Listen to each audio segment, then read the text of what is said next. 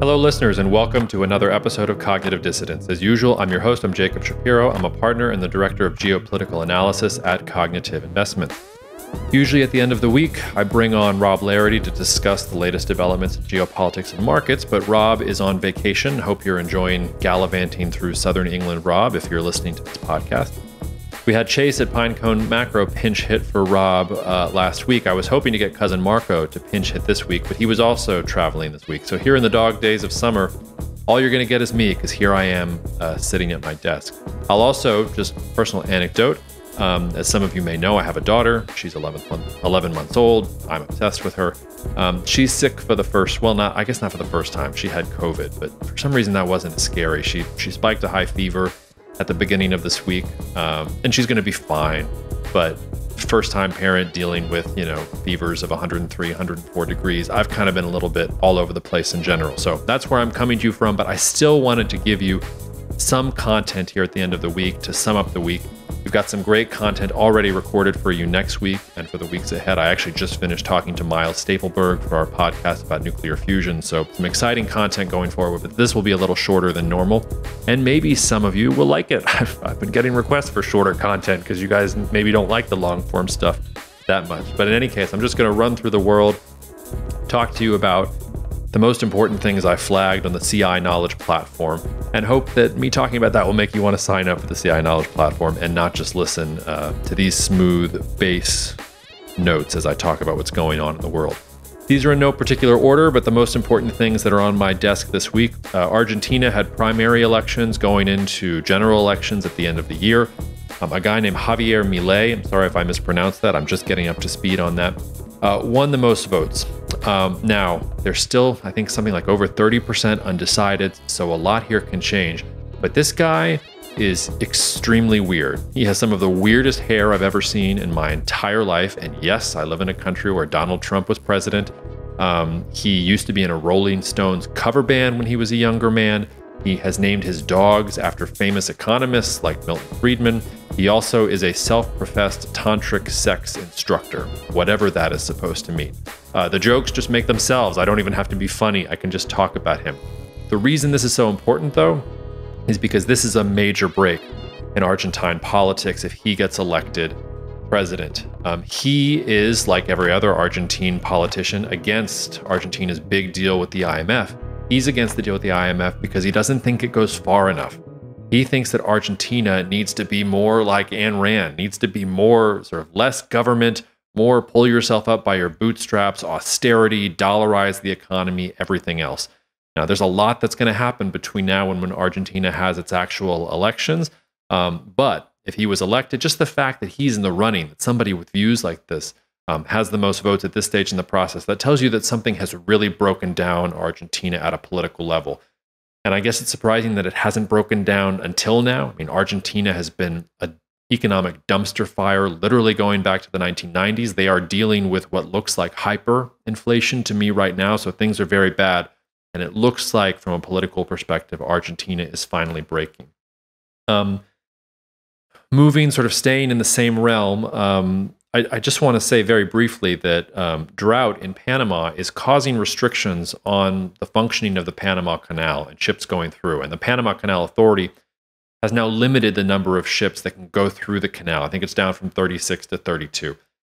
Not that big of a deal. It's actually kind of bullish our natural gas thesis here at Cognitive Investments, because it seems like LNG tankers are some of the ships that are going to be the most affected by this. In the grand scheme of things, a 10% reduction in flow via the Panama Canal, probably not that big of a deal to a global economy. But if things get worse from here, that could be a very big deal in terms of the global economy. So just something to watch. You're always watching, if you're a geopolitical analyst, you're watching the Panama Canal, the Suez Canal, the Straits of Malacca, the Strait of Hormuz. Those are sort of the big four geopolitical choke points that I'm constantly checking in on every week. Once a week, checking how things are going in those four choke points. The Panama Canal flashing yellow on my indicators this week from that perspective. From there, I want to zoom out a little bit to talk about parts of sub-Saharan Africa. Now, we talked about the Sahel. We had a ton of great content about the Sahel last week. Niger's military junta continues to rule the country. Their hand-picked prime minister actually went to the country of Chad this week, so maybe there's some basis for negotiations there. The junta is not really showing that it wants to negotiate. That's the only real sign that we have there. There have been some more jihadist attacks in Mali and Niger. And again, as you know, if you listened to us last week, you know that's a big thing that we're worried about. We're worried about the rise of Islamic State or Al-Qaeda or other wannabe caliphates in the middle of the Sahel. That might really bring in France, the United States, or other actors. But that's not what's concerning me this week in Africa. I've got two main points on either end of the Sahel. Number one, Ethiopia is flashing red again. So unless you've been living under a rock, you know that Ethiopia had a civil war. The Tigray region wanted autonomy. The federal government didn't want them to have autonomy. You had a pretty bloody and grisly civil war, and the federal government eventually brought the Tigray region to heel. There's a lot of deaths, a lot of casualties, a lot of food insecurity right now. But we thought that maybe Ethiopia was getting back to business as usual. But now the Amhara region and ethnic Amhara folks are getting targeted by the federal government because the federal government in Ethiopia, constantly wanting to centralize power, is now going after Amhara, and that's a big deal. There are reports of tens of people dead in drone attacks and fighting between Amhara militias and the federal government. You've also got reports of thousands of arrests in multiple Ethiopian cities. So the Tigray region, I even hesitate to call it a civil war. It was really an insurrection from a region that really didn't have a chance.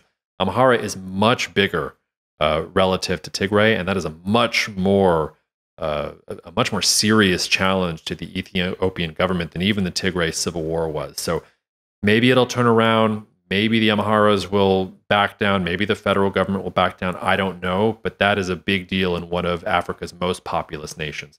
Going to the other side of Africa, Western Africa, to Africa's most populous nation, Nigeria. Nigeria is the country that has to lead the charge if ECOWAS and Africa is going to do anything about Niger. But the thing that is concerning me about Nigeria is that, unlike in the United States and other parts of the Western world, inflation is increasing in Nigeria. Transport costs up, food costs up. Consumer prices rose 24% last month. That's the highest in September 2005. You might remember that Chase has talked about maybe being a little bullish Nigeria. If you've been reading the SITREP, you know that the new Nigerian president has been pushing through some much needed reforms, but that those reforms are already starting to translate into economic pain for Nigerians, so much so that he had to declare an emergency and offer support to keep food prices from spiraling out of control. So what's happening in the Sahel, really disturbing, really depressing, creating migration issues, everything else. But if we've got Nigeria and Ethiopia, two of the most populous countries in sub-Saharan Africa, on either end of the Sahel, flashing red, that's a much bigger deal. And that's not just going to stay in Africa. That's going to reverberate throughout the world. And I have not even mentioned the civil war in Sudan, which is arguably the most depressing thing happening in the world. The UN says it's over 4.3 million people displaced now, thousands of people dead. Just gut-wrenching reports of assaults on women and hundreds of children who have died in the fighting in general. Just a real block of instability, which is it could create jihadist caliphates. It could create massive amounts of migration. It is already creating massive amounts of food insecurity. This is a part of the world that does not get covered on the front page, but a lot of disturbing things happening in sub-Saharan Africa in those parts of the world. From one optimistic story to another, Nagorno-Karabakh is also simmering with tensions. It's very hard to get information out of there, so I don't know exactly what's happening. But Azerbaijan, Armenia, seems to be tensions there again. The reason I just bring that up, if you are a CI Knowledge Platform subscriber, you know that we very, very closely watch this conflict because a lot of airspace around Russia and Ukraine is closed right now. So air freight that is going through Eurasia actually has a fairly narrow corridor to go through. And if you take Nagorno-Karabakh, if you get fighting there, if you get fighting between Armenia and Azerbaijan such that airspace there also gets closed down, suddenly you're talking about major bottlenecks for air freight and things like that in the rest of the world. So it's not serious enough yet to get there, but that is one sensitive spot that we're watching. And there have been some renewed tensions there in general. I also wanted to talk for a couple minutes maybe about wheat. We've been long wheat here at Cognitive Investments for probably a couple months now, but we got stopped out of the trade yesterday. So despite all of the things that are happening in the Black Sea, wheat prices continue to go down. And I have to tell you, I'm a little mystified by it. One of the most interesting things that has crossed my desk this week is that India is apparently talking about importing 8 to 9 million tons of wheat from Russia on the cheap. You might remember at the beginning of the COVID-19 pandemic, at the beginning of the Russia-Ukraine war, India raised its hand and said, not only do we not need to import wheat from anywhere, we're going to export wheat abroad. We are going to help handle the grains crisis that is going to come from the Russia-Ukraine war. It took all of a month or two of bad weather for India to completely change course, and it wasn't going to export at all. Weather has continued to be bad in India, and India is facing rising wheat prices and has now apparently reached out to Russia, and Russia is willing to provide them with large amounts of wheat as India tries to drive the price down. This also links to high rice prices in Asia. So last year, Dan Bassi is the source of this comment that I'm about to make. What really prevented maybe a global type Arab Spring was that rice prices stayed low. That's not happening this year. And you've had India restrict rice exports. You've had some not restrictions in Thailand and Vietnam, but some changing contracts and things like that. Rice prices have been ascending. And if rice prices are ascending, you maybe move to wheat in general. All that said, and all the uncertainty that's happening in the Black Sea with Ukraine saying, all right, we're getting ships out of Odessa and we're going to attack Russian ships. And Russia says that the grain deal is not coming back. All of that and wheat prices continue to fall. Something there doesn't quite make sense, especially when you start factoring in the food insecurity we're seeing in Africa. India may be needing as much as 8 and 9 million tons. The market is saying prices are going lower, and everything that I see at my desk says that they should be going higher. Now, when you're trading commodities, I was just talking to a good friend about this, that the market can maybe outlast the amount that you have in your bank account to stay in the market. The fundamentals will eventually assert themselves. We at least got stopped out here, and I'm a little bit confused. We're taking a step back. We will have to re-examine that. But hey, for the sake of the world, not for the sake of U.S. farmers, but for the sake of the world, hope those wheat prices stay low, because there's going to be plenty of demand for them going forward, if I'm right about some of those things. It wouldn't be a Cognitive Investments podcast if we didn't talk briefly about China. This has been a running refrain between in my conversations with Rob, really for the last 12 months. You've had more pressure in the real estate market. You even had some very small protests in Beijing after a shadow bank missed a bunch of payments. You've had it's been a couple weeks of really disturbing economic data coming out of China. China responded by cutting interest rates for the second time in 3 months, slashing them, according to the Wall Street Journal, that was their word, slashing them 15 basis points. For those of you at home, that's not that many basis points. If you're worried about an economic crisis, slashing interest rates 15 basis points is not going to do anything. That's shuffling chairs around the deck of the Titanic. There is a lot of sort of in both media and analysis out there talk about how maybe China doesn't know what it's doing. Maybe there are competing factions within China. China knows it doesn't want to do stimulus, but it also can't do the politically hard thing of redistributing wealth. So it's just stuck in this area in general. The one thing that I would go back to here is that Chinese economic decision makers know all of these things better than all of us. And for whatever reason, they think 15 basis points is enough. They think the state council's initiative from a couple weeks ago to incentivize consumption with more festivals and tax credits for EVs and things like that, they think that's going to be enough. So either, I can see three possibilities here. Either Chinese economic planners are completely stupid. I think that's a relatively low probability. They think it's not that big of a deal. They have access to data or access to information that says they think that they can maintain things the way they are without stimulus happening, or there really is internal dissension within the Chinese Communist Party. Now, I thought that dissension wasn't there, and I've been saying that I think Xi Jinping has control, but even me can't help but look at the foreign minister being digitally disappeared. We haven't heard from him in months. Wang Yi has now taken over the foreign ministry. That PLA rocket force thing continues to stick in the back of my brain, and we're not getting the sorts of policies that would lead to redistribution of wealth or would help fix some of China's problems. Even me, the optimist about Xi Jinping's ability to control the Chinese Communist Party, is seeing some concerning things. But I also come back to that Chinese officials know these things better than us. So rather than saying they're stuck between a rock and a hard place, or they're stupid or irrational or anything else like that, my instinct is to say they must see something that tells them that they can be more optimistic than everybody else is being about them. And they're not optimistic. They know they have problems. They're cutting interest rates, but they are seeing something. And maybe it's, like I'm saying, maybe they have access to data that says things aren't as bad as everybody else. Maybe they're seeing, well, the political cost of doing these other things isn't going to work, so we have to thread the needle. I'm not sure, but they see something that is preventing them from really going after stimulus or these other things to try and float the economy, and I think that's notable.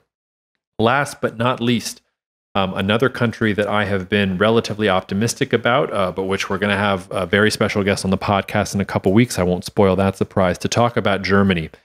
Germany has decided to make a U-turn on its commitment to spend 2% of GDP on its defense budget. And that's important because all NATO countries are supposed to spend 2% of GDP on their defense budget. And Olaf Scholz's sort of reimagining of German foreign policy said that Germany was going to start doing that annually starting in the next year. Now, the German government has thrown out that pledge at the last minute, and they've pledged to meet the 2% target on average over a 5-year period. Now, what does that mean? That means that Scholz doesn't have the level of power that we think, or that even he thinks he did. And we already know that looking at German polls right now. It's doubtful that the SPD would do anything, or would. I doubt they would be in the government if elections were held today. The AfD has been rising. CSU has been doing well. CDU, CSU has been doing well in general. But this is not the level of urgency that we would expect if Germany really was turning on a dime, if it was making revolutionary change. And this goes back to something I said about this particular German government when it took office. It doesn't have enough support. It is too fractious. It's too many different groups. You've got SPD, you've got the Greens, you've got the more fiscally austere guys. I can't remember their party off the top of my head here. But you put all those things together, you don't get a very stable government that has one mind. So we're probably going to have to wait to see a Germany that's really going to turn around. I say again, though, everybody who wants and pushes for, Germany should pull its weight. Germany should spend 2% of GDP on its defense budget. Maybe it's just my background and my family history. But if any country was going to underperform on its military budget, let it be Germany. I don't want to be, the previous times in history where Germany has been spending a lot on its military budget have not been particularly happy times, not just for my ancestors, but for Europe, for Eurasia, for the rest of the world. So careful what you wish for. I do think that Germany will have to wake up at some point, even if this iteration of this government is not the one that's going to wake up. But here today, I have to tell you, Scholz is not going to be that guy. Thought he might be. He talks a big game, but he just doesn't have the support behind him to help Germany turn on a dime. So I think at least here in the short term, we're looking at more of the same from Germany rather than some kind of revolutionary change. Okay, those are the most important things in the Knowledge Platform this week, the most important things that I'm watching as we go into the end of the week. Hope you enjoyed the solo cast. Hope you're all staying healthy and well. Cheers and see you out. Thank you so much for listening to the Cognitive Dissidence podcast brought to you by Cognitive Investments. If you are interested in learning more about cognitive investments, you can check us out online at cognitive.investments.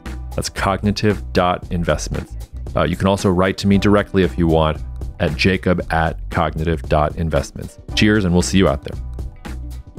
The views expressed in this commentary are subject to change based on market and other conditions. This podcast may contain certain statements that may be deemed forward-looking statements.